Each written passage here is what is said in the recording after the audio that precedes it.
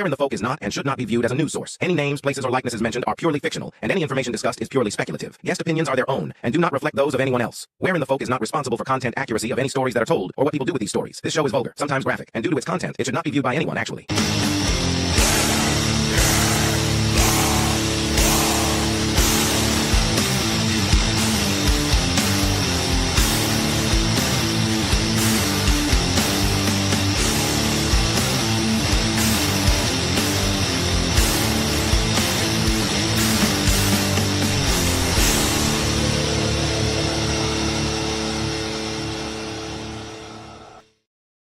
Welcome, everybody, to another episode of Where in the Folk. I hope everybody's had a great week. I know I've had a effing blast. It's been a crazy week. I spent 98% of the week pretty messed up, sickly. But anyway. Sickly? Yeah. It happens. You look good tonight, so you must be feeling a little better. I look good anywhere I come, unfortunately. Whenever I'm laying in my casket, everybody's gonna be like, damn, look how good he looks.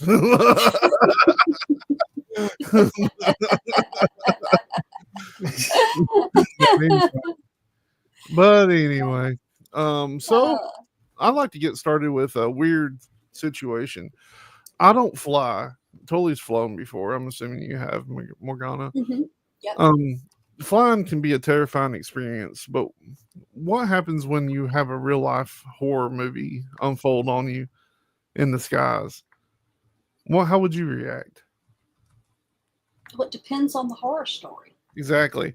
So this is coming out of Sky News.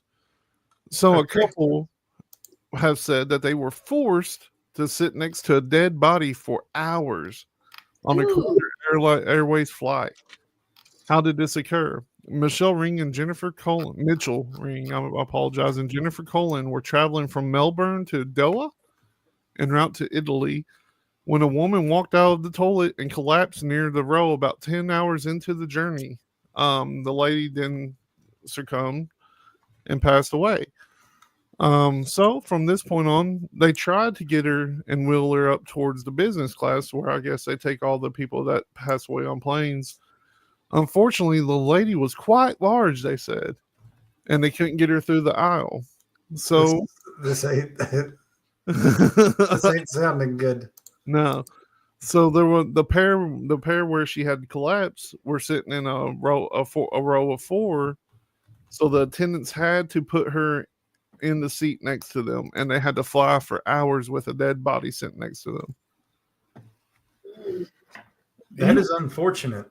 You would think that they would have upgraded them, though. Like, hey, instead of having you sit with this dead body, let's just move you on up to first class, just for the inconvenience. Yeah. We appreciate you giving up your seats. Our seat's empty now. Mm-hmm. I mean, so yeah, exactly. That is unfortunate. Now, depending on how large of a lady she might have been, I've always heard you have to buy 2 seats because when I was exploring flying, they're like, you're going to have to buy at least 2 or 3. So, I mean, there should have been room for them. Wow. But apparently, it's pretty common for that to happen. So, well, most cruise ships have morgues. Yeah, I need that. I don't know why they don't have a morgue on an aeroplane. At least one of those coolers that you can pull out and. I guess it depends on how long the flight is, dude. If it's just a couple hours, just throw them in the back or something. Throw them in the bathroom. Yeah. I don't know. It's a very strange situation. Like, I don't know, even a cargo hold. I don't know what would be the delicate way to handle a body on the plane. Well, what about the jump seats where the attendants sit? At least that would be kind of out of the way of the people, flying. Now that I realize how big of an inconvenience it is if you die on an airplane, I think that's the way I want to go now. Okay. We can make it happen. Yeah, I don't think on the smaller planes, you definitely can't access the cargo hold from the inside. Yeah. Gotcha. So that's probably. But what part about of like it. a big old 747? You know, those things have multiple Yeah, layers. Yeah, and stuff. you could totally put them away on the 747. I'm sure they do. Yeah. I've got another one though that we can drift right on to. This one don't really sound bad to me, but the way that this news article is presenting it, it makes it sound bad. And I want your all's opinion on this. Please drop it in the comments too if you have an opinion yourself. So, where's this happening at? There's a place in southern Germany, in the city of Munich. I guess it's a pretty large city. More than 1,000 stickers were put on gravestones and wooden crosses. These are stickers that have QR codes on them. So they're trying to figure out, you know, who's placing these 5 by 3.5 centimeter stickers on the surfaces of all these graves. And they're really trying hard to figure it out. They said, we haven't found a pattern behind this yet. The stickers are put on both decades old gravestones and very new graves that so far only have wooden crosses. The police spokesperson, Christian Dexler, said. And they're asking anybody that's witnessed people sticking these stickers on these stones or these crosses to reach out to them. But you want to know what the QR code does when you scan it? I'm curious. It's nothing bad. Not to me anyway. It just tells the person that's buried there and the location of the grave. Oh, I've seen those. I've seen those on TikTok. People who restore graves. Mm-hmm. They will put those on there after they like pressure wash or clean the grave. It's a company that makes those QRs. My thing is, why are they searching for them? Like, it's like almost like they're going to find them with something. They're stickers, and they like. It seems like they essentially are trying to preserve the person's memory there. Yeah. You know what I mean? And when you scan that QR code, it probably goes into a database to where somebody else could go and find the grave if they were looking for it. Is what I'm assuming it probably does. I don't know. I don't know what they intend on doing to the people that do this. Yeah. Yeah, I don't know. I don't know if they're not doing anything bad. No. Yeah. I mean, like I said, you know, I mean, if it's more of a matter of taking you to, you know, a useful information about the person there, because you can only get so much on a, you know, on a small headstone, you know, a name, a date, and everything like that. If they put a QR code and it took them to, like, you know, an ancestry page or something, that could be cool. And I hate to tell them, but that's probably going to become a pretty big fad in the future. I have seen newer gravestones that have QR codes just built onto them. Mm-hmm. And I've also read not too long ago that they want to like do it to where when you scan the QR code, you see the pictures of people and stuff like that. Mm-hmm. So, right. I mean, that's something that's probably going to just be what happens moving forward. I came that close to getting a QR code tattoo, and I changed my mind. I know a fella that got a barcode tattooed on his wrist, and it was for a pack of Marlboros. No, I was just going to get one because I had gotten my very first tattoo. One of the guys I work with says, well, what does it say? And I'm like, it says destiny, because I mean, it's a kanji. Yeah. And he goes, nah, it's probably my name and you just don't want to tell me. And I said, so I'm going to get a QR code that says, no, this is not you, Mark. You know, I think the one that I'm thinking about, it's called Turning Hearts. Mm-hmm. And they engrave like this little plaque, just so it's weatherproof, that you can order for a loved one. And you can put like slideshows, or if some of them link back to YouTube videos now of the person like singing or whatever they did, you know. Mm-hmm. But yeah, I like that idea. Yeah. I mean, a lot of times they want to pursue that person for trying to honor somebody's memory, but a lot of times they let their gravestones go into complete disrepair. The city does. Yeah. Yep. So that to me is just completely backwards. Yep. Well, I've got to. Go ahead. Go ahead. I'm about to get in a ditch. Okay. Well, I was going to throw this one out there. It's not a feel good in the sense of, you know, of the heart, but it's funny as hell. So in Paris, a set of thieves used a stolen credit card to buy a winning French lottery ticket worth 500,000 euros, which is 523,000 America. Okay. But they vanished. They vanished before cashing it in. Now they are among France's most famous fugitives. Well, the guy who had his backpack stolen and whose card they used says he wants half the winnings. Oh yeah. Yeah, said, I think that's fair. I do too. And like I said, he said half. He said, if you would just give me half of it, I won't even press charges. So he's going to see if they like show up at his house or something. See, I'd be even easier than that. Give me like 10 grand and I ain't saying nothing. Like, that's it. Yeah. That's it. For the inconvenience of having to replace my damn credit it's a card. backpack. It's a backpack. Yeah. You took my stuff for a few days. Give me 10 grand. It's fine. Yep. There you go. Even Stevens. Uh-huh. So, like I said, so that's like I said, it's not a feel good, but it kind of is. The one that I had, online content creator got arrested after video surfaced of her urinating on grocery store products dating back for the last 4 years. So she got charged with criminal mischief for allegedly making disturbing videos of her contaminating store products by urinating on them, spawning an investigation and a product recall dating back 4 years ago. They received an anonymous tip, later identified as 23-year-old Kelly Tedford, who had posted disturbing videos to an internet site. I'd be interested to know what internet site this was. Right, watchmepee.com or... Yeah. And I wonder it doesn't really say in here what items, but they ended up charging her with $1,500 in destroyed merchandise and cleaning costs. She was arrested last Friday by the Keene Police Department and charged, like I said, with a Class B felony. She was released on personal recognizance bail and is scheduled for arraignment on April 7th in the 8th Circuit Court of Keene. And from the list of stuff and just the name of it, because it was a food co-op, this is like a health food store. Yeah. If you're going to pee on stuff, go to a big box store, that's screwing over their employees, not the co-op. Cecil, in the background, pull up that first video. We can talk about that real quick too. That's kind of a Friday feel good. The Strange? Yeah. Okay. It's a new UNICEF video that dropped. UNICEF?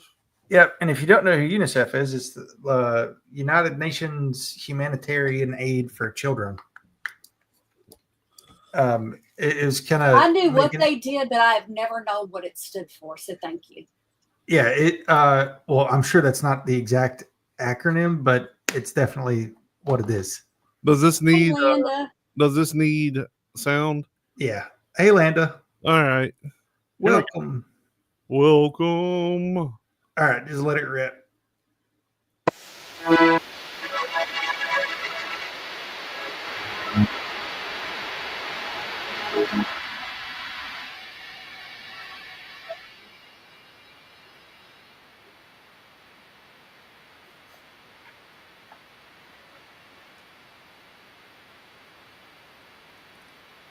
I don't know if I'm hearing the audio or not. I don't know if you are.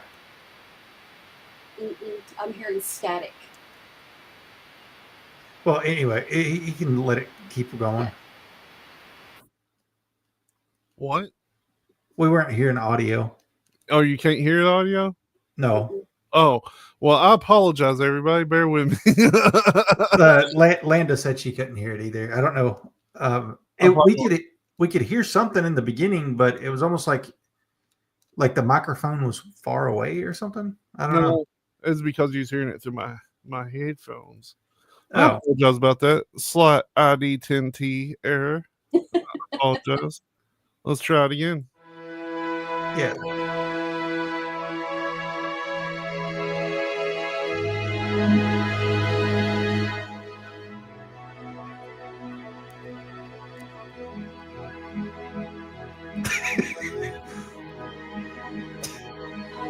Kids are so cruel.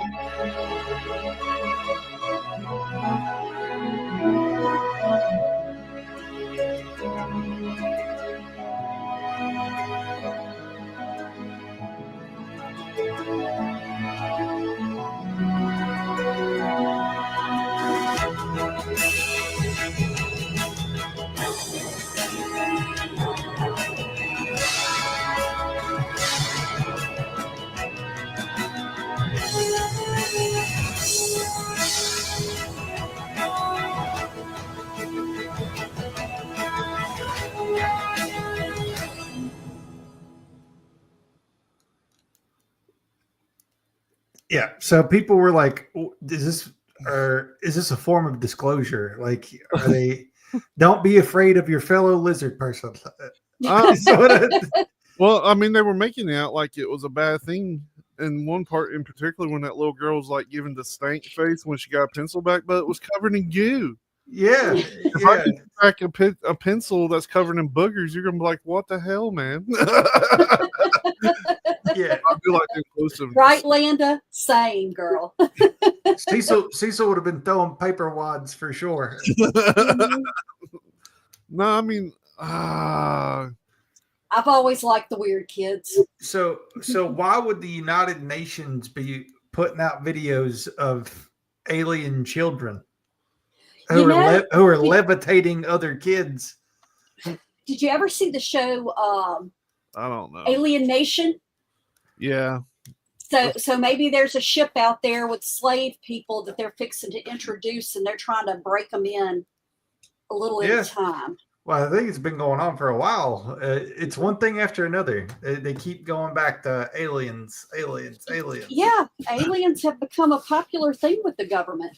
I kind of miss the days of whenever we would be like, there's beings that ain't us that's coming from somewhere we don't know.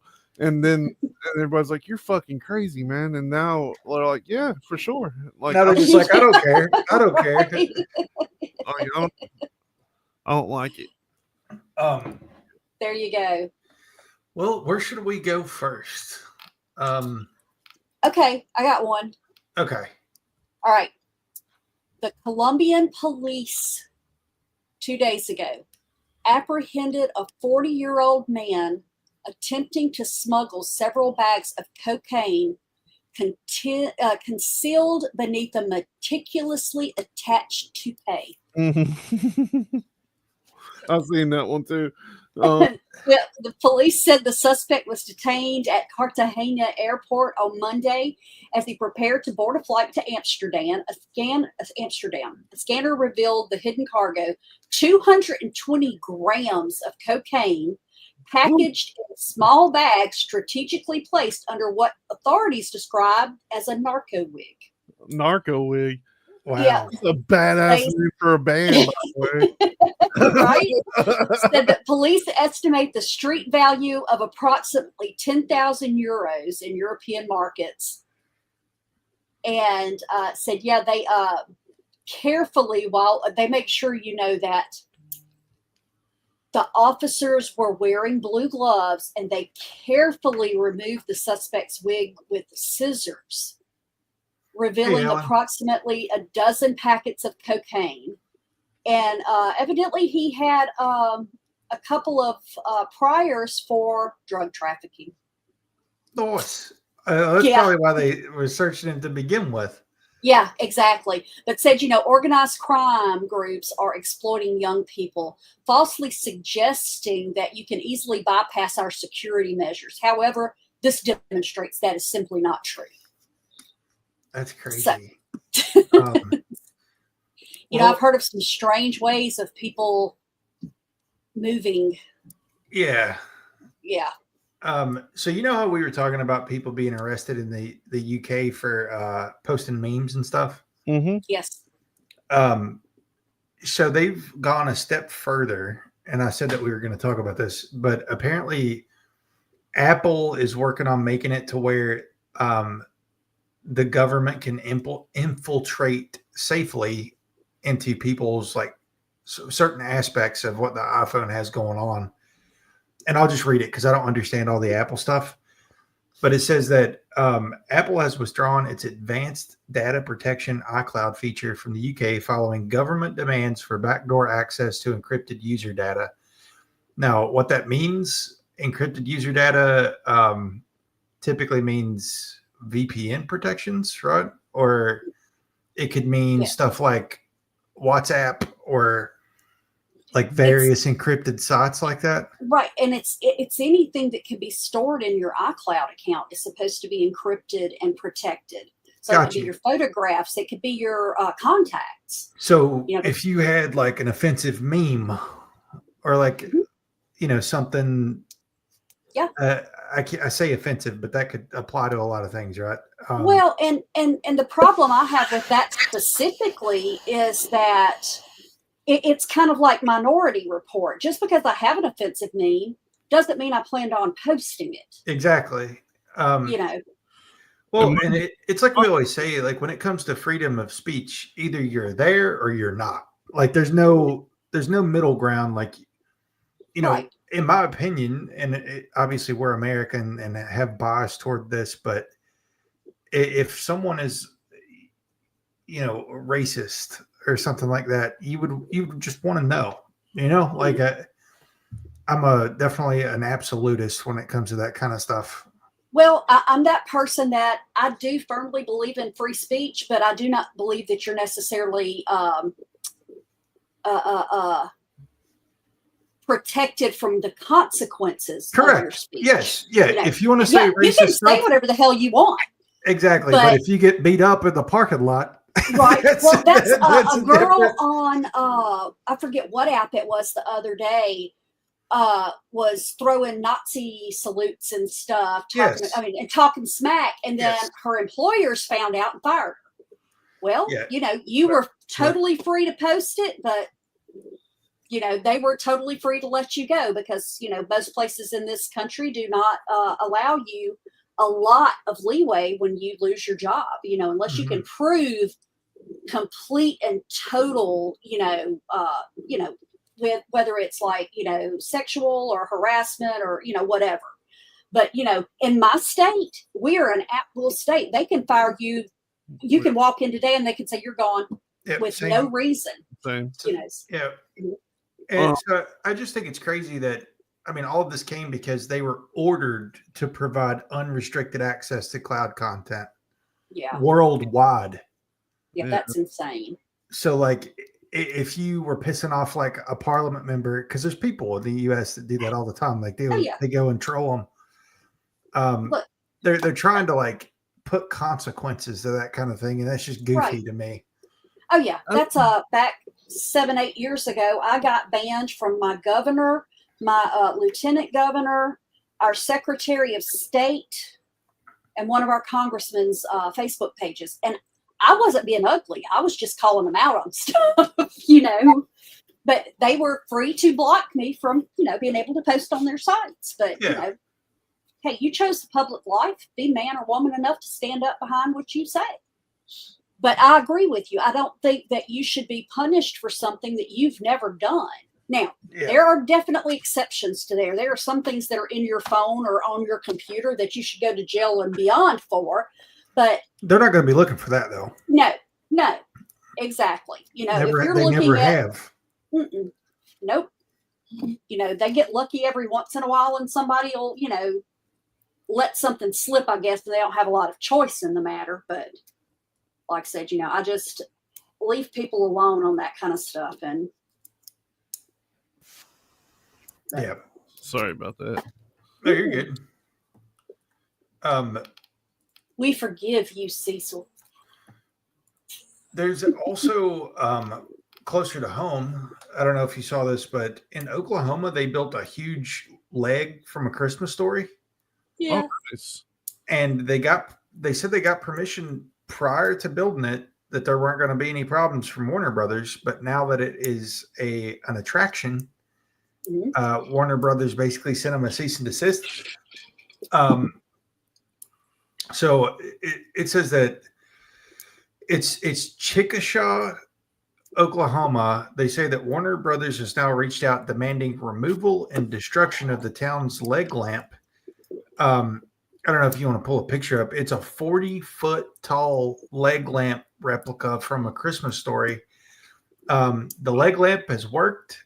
They said we're not trying to infringe upon anything. Documents from October 2024 show that Warner Brothers telling many Chickasha groups that it owns the copyright and trademarks to the lamp, Christmas Story. According to the records, Warner Brothers then demanded their removal.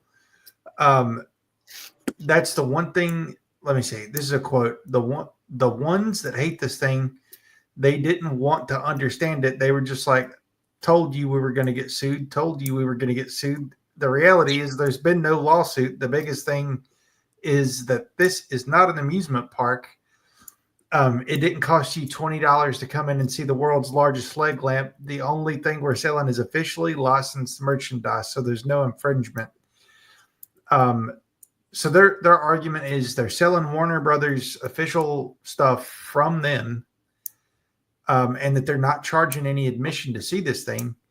So I would tend to lean and agree with the city that it's not like they're saying that this is their idea or anything.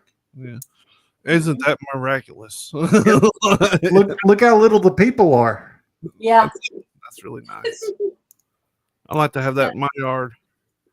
So yeah, hopefully they get to keep the leg lamp. I hope they know, and it's some people are just that. Okay, I get copyright. I totally get it. I have to live with it every day. But what was it? A few years ago, well, it's been more than a few years ago, one of our local colleges was doing, I think it was the musical Chicago, maybe. One of them, it was one of the musicals, but they had done playbills and stuff, advertising, hey, we're doing this play, yada, yada, yada. And they got a cease and desist from the original one who wrote the scores and everything. It's whichever one, it has the windmills on it. Damn it, now I can't remember what it is. But anyway, they had to redo it with their own art because of that. I'm like, it's a damn college. It's a bunch of teenagers doing a play. Yeah, that seems kind of backwards. Mm-hmm. Yep. So, Can you still hear me? Yeah. Yes, I can hear you. I think I got mad at my keyboard and I broke something. Well, that's not good. Oh, look, we had this, and this is not a happy one, but last week, one of my coworkers, I was talking to him today. It's the first time I've seen him since it happened. But his neighbor came and showed him a video of another of their neighbors had stolen his Ring doorbell off of his apartment door during the day. I mean, he's got the Ring video showing the guy take it. And so my coworker's like, he goes, I noticed he had his gun on him. He said, and, I just gotten up. I was getting ready for work. And it did not occur to me to say, look, give me your gun, leave it here. So he goes down to confront the guy. And the guy opens the door and he says something about it. And the guy hits him a couple of times, goes back inside. He's banging on the door. He comes out again, hits the guy again and goes back inside, slams the door and says on the back side of the door, I'm going to go to your house and I'm going to slit your baby's throat. The guy had a brand new baby. What? And he took the pistol and fired it through the door and shot the guy in the head and killed him. And okay, that to me is a line you don't cross. I can back his decision to pull the trigger. Yeah. I mean, you're threatening my child, but they've got him on first-degree murder for it because the guy was behind the door, and he shot him through the door. But I just you can threaten me, don't threaten my family. Yeah. That's just where I am at it, and I am not condoning violence. I would say in that any way. Yeah. I would lean toward justified, Yeah. Like Me that's too. that's definitely a verbal threat. So yes, absolutely. And the guy had assaulted him twice, and at that point he probably should have just called the police and said, hey, this is what's going on. I've got video, and everything. But like I said, it's like when the guy threatened his kid, he just broke. Yeah. So I think I may have a twofer we can do. So there's been a lot of crazy stuff going on in the Congo. So there were 70 Congolese? Is that the plural? I think so.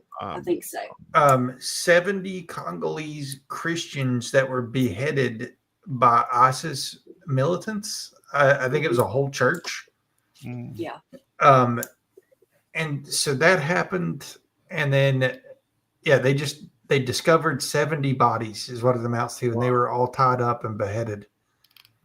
The same, I know the Congo's huge, but also this week, or within I guess this is a culmination, but a mystery illness killed more than 50 people in the Democratic Republic of the Congo. And it says the World Health Organization Africa office said the first outbreak was discovered in the town of Boloko in the northwest of the country. It's reported that 3 children ate a bat and died following hemorrhagic fever symptoms. The interval between the onset of the symptoms and death has been 48 hours in the majority of the cases. Outbreak began originally in January. 419 cases have been recorded and ongoing, including the 53 deaths. The second outbreak of the mystery illness started on February 9th. Samples from the 13 cases have been sent for testing. All samples have been negative for Ebola or other common hemorrhagic fever diseases like Marburg. Some tested positive for malaria, though. Last year, another mystery flu-like illness killed dozens, which we talked about. But part of me, whenever I see stuff like this, I'm like, how many more times are they going to roll the bat? Yeah. To me, when it comes to things like this, it could put. I'm not above thinking that they would push out a zombie virus at this point. Like, you know what I mean? Like let's test it out and see if we can get something like that, like some kind of rabid humans or something. Yeah. Like, and unfortunately, like places like the Congo and these small villages are testing grounds. They can say they're not all they want. But, I mean, history has shown that this is where the more nefarious things are carried out because they can explain it away as like, oh, some kids ate some bats. Right. Well, and I just don't believe that there are that many, animal-borne illnesses that jump to people only in Africa. Well, after the bats, they blamed the pangolin the last time. So we'll see. Let's ignore. But it's always an animal in Africa. Let's ignore all of these experimental drugs that we're rolling out in Africa. Like that's our testing grounds for drugs and viruses and everything. Yeah, it's horrible. So I'm with you. I think it's laughable that they keep reusing it, and people are like, "Oh, they ate the bats." Yeah. Mm-hmm. Yeah. And, and like I said, the fact that it wasn't Ebola or, Marburg or any other known disease, but I liked it. They said, the one last year, they said that it was possibly malaria. I'm sorry, malaria has been around for hundreds of years. If that's what it were, they would know that. Yeah. Yeah. So. And these bureaucrats go on these campaigns, which we've seen, where they go and use experimental drugs. Sometimes they intentionally infect them with stuff just to see what happens. Yeah. I always like that movie Outbreak. I mean, yes, I do realize Dustin Hoffman was over the top with his acting, but the movie in and of itself, I absolutely love, because to me, that's how it happens. That is what not just our government, but every government does, is, because who's going to volunteer to step up and see what Ebola's going to do on a, 50-something white female? Right. I'm not going to do it, so over there, like I say, it's easy when someone is, underfed, under health, and everything else, to say, oh, here's you something to eat, or here, this medicine will make it all better. And, then you end up, they go through and fire out a whole village because they can't control what they've let loose. Well, I mean, they used to do that stuff here too, but it's gotten Mm. too close to home, I guess. I mean, think of the Tuskegee experiments, what they were doing in that whole time period. Well, Yeah. some of the stuff we read at the beginning of the show sometimes, like how they were spraying everybody in San Francisco, Yeah. Mhm. just to see what would happen, just to test like group immunity, see how it's doing. Yeah. It's wild. It's a wild world that we live in for sure. I don't know. I think you meant insanity. That's really scary though, because I mean, like, I don't want to say the name of the company, but there is a company that has developed vaccines for things that haven't hit yet in preparation of when they do hit, is what the verbiage was said. Well, when they do come, we'll be ready. Like, Yeah, right. Yeah, right. Well, like, that okay. and have y'all seen all the measles outbreaks in Texas? And they had a child die yesterday. Yep. First child to die in over 50 years from measles in this country. Did you guys have the measles? I had the measles. I never had them. I'm I vaccinated. think I had the measles. Unless I'm I thinking don't- about something. I don't know if I did. I know my youngest brother did. I remember when he had them because he had back-to-back measles and scarlet fever. I had I mean, chicken pox too. I had chicken pox. My whole first grade class got it, and shut down the school. When you But, have chicken pox, can you lay eggs? I don't know. Tracy said that Tracy said Frankfurt has detained a man with measles. What does that look like? Get down on the ground. Yeah. I mean, measles. China is calling it HMPV1.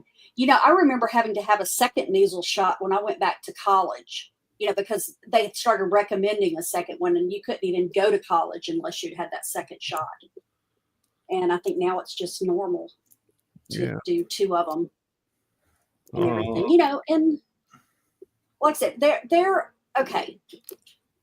Experimental stuff, that's something you've got to do. Use your conscience, let your conscience guide you or whatever.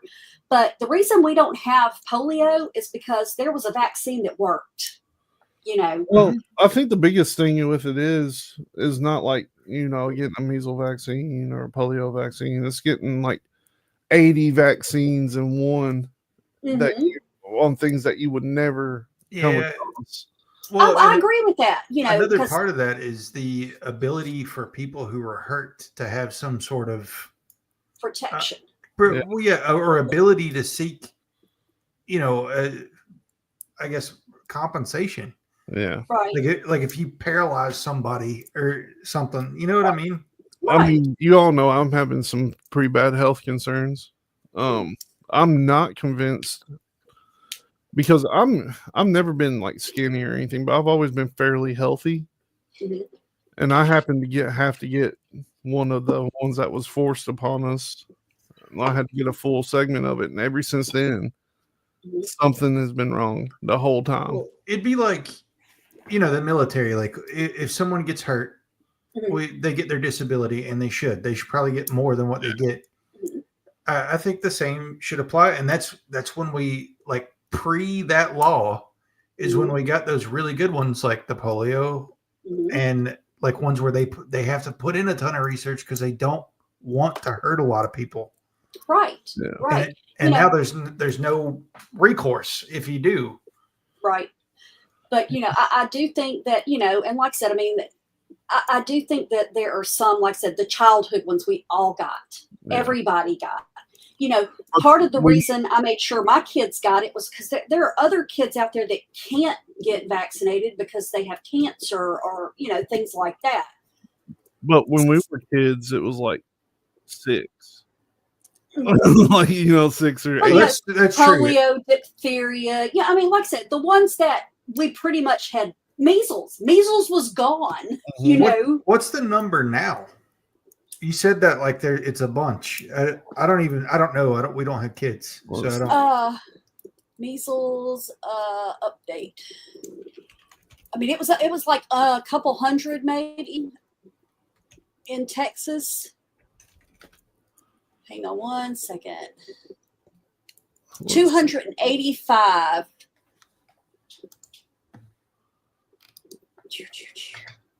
Come on.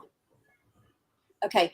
Right now, there are Alaska, California, Georgia, Kentucky, New Jersey, New Mexico, New York City, Rhode Island, and Texas all have outbreaks. And there are 164 right now.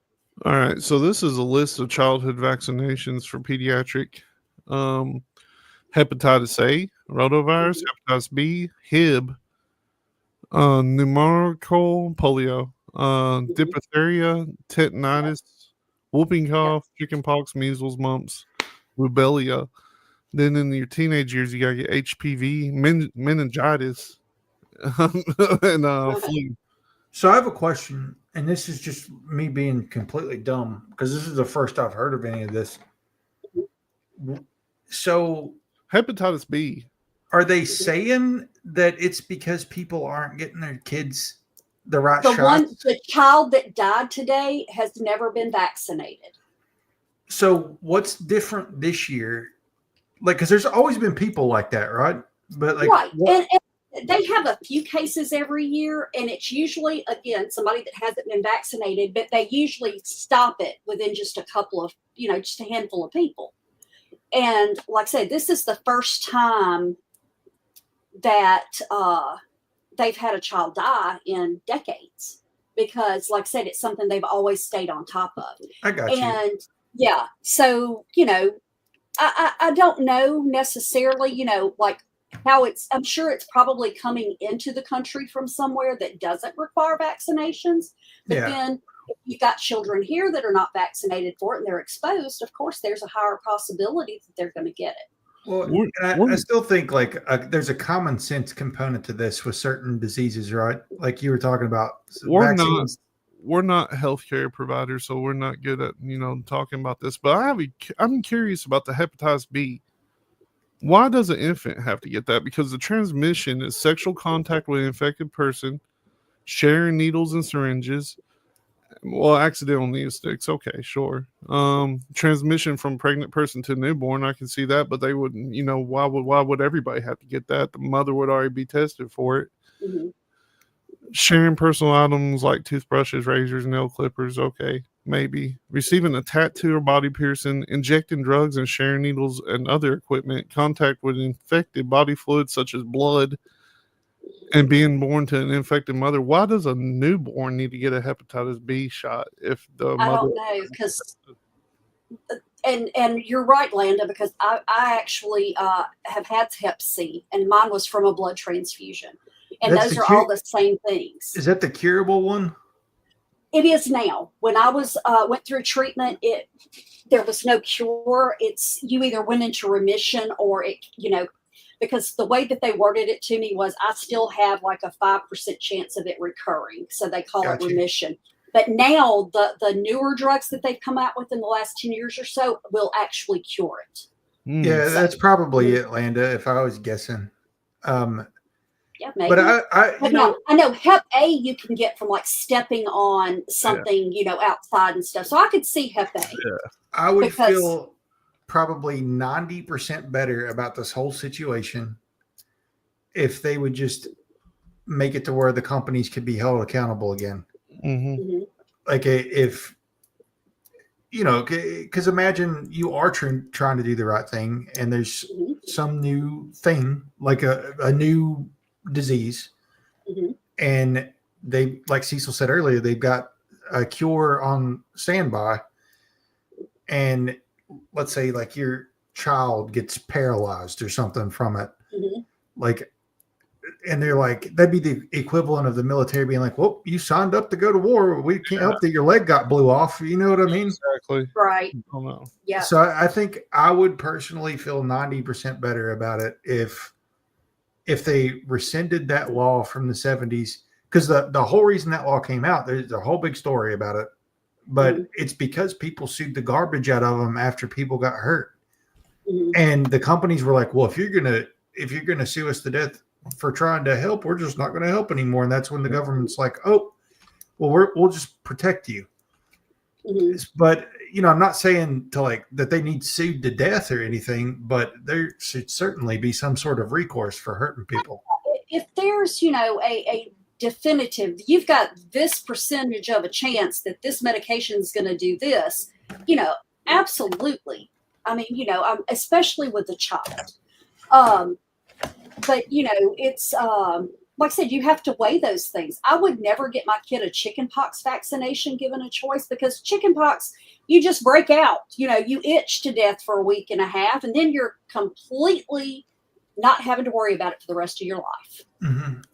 Stephen, we tried to get him the chickenpox when he was little, because it was before they gave the shots out, and every kid we knew got them, and he did not. So, until 5 or 6 years later, when nobody had them, Stephen gets chickenpox. I think South Park might ruin that for people, because the parents on South Park did the same thing. They had their kids play with somebody with chickenpox, and the kids all found out that they may force chickenpox on them, so they gave all their parents hepatitis. What was it? General warts, whatever. Well, there was one story we didn't get to get to that was in the headline. So we'll talk about. I'll save it for next week. We'll talk about the new cult that's related to 6 deaths. Oh Okay. no! Um, We missed the headline. But I think we're at time anyway. So all right. Well, come on over to Weird Awakenings at 8 p.m. Eastern. What's being talked about? Pop culture icons in government. All right. Yeah, whether you knew it or not. If you're new to us, go ahead and hit like. You can subscribe as well. That'd be super sweet. And go follow the Rumble. go follow Rumble. We're probably live right now on BitChute. Actually, yeah. We've started going live on BitChute. And if you want to be a guest, or you know anybody or you got any topics, go ahead and email witf@gmx.com. And thank you for watching us, because we are watching you. Peace.